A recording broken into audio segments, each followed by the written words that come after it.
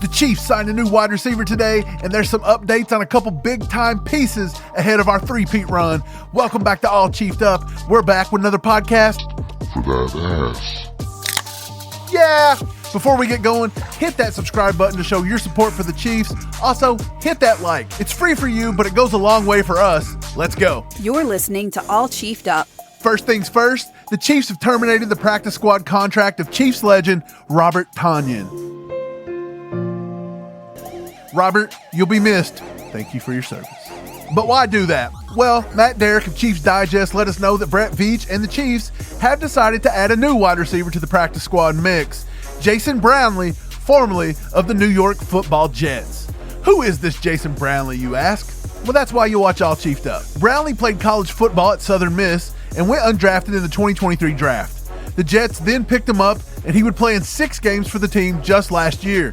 With pretty nice size at 6'2", 198, Brownlee was an imposing target. His 5 receptions for 56 yards and 1 tutty backs up that possibly elaborate claim. Some other notes, he primarily works as an outside receiver, running 162 snaps out wide in 2023 versus only 39 snaps in the slot. The Chiefs need outside body types. Will they ever use them? Who knows?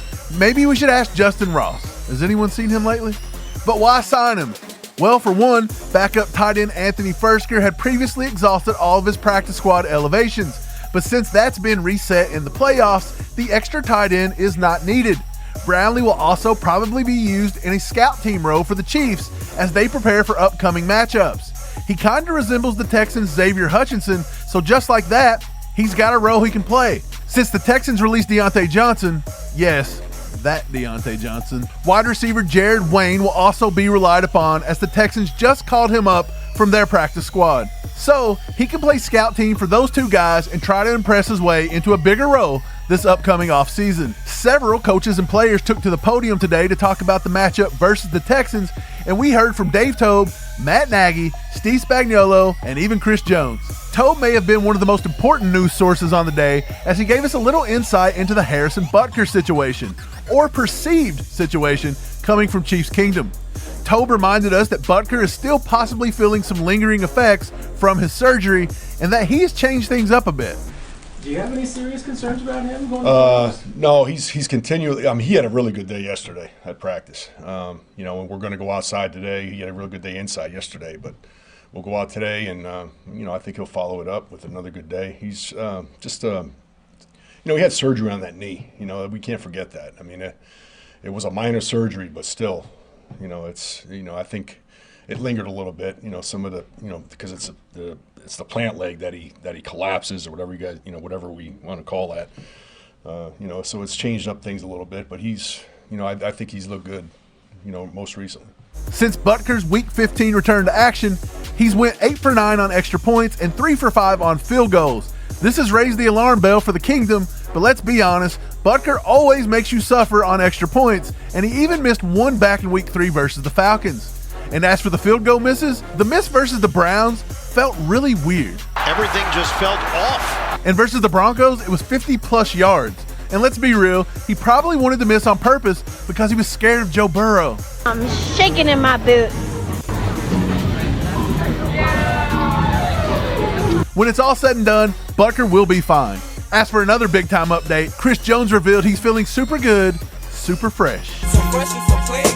Jones sat out Week 17 versus the Steelers due to a calf injury he suffered the week prior when the team faced the Texans. With the team clinching a first-round playoff bye versus the Steelers, Jones essentially got 3 weeks of rest at the end of the season between Week 17, 18, and the bye week. The time off allowed him to rest, recover, and be fully healthy for the upcoming divisional round game. I feel really, really good. I was able to get 3 weeks of rest and get my legs back under me. It was a long season. Fortunate enough, we was able to seal the first round bye after the Pittsburgh game, and I was able to take another week off. So I basically had like 2 to 3 bye weeks. Feel really good, feel excited, ready to go play some football. Jones participated fully in practice on Tuesday, his first full day since before Week 16's game against Houston.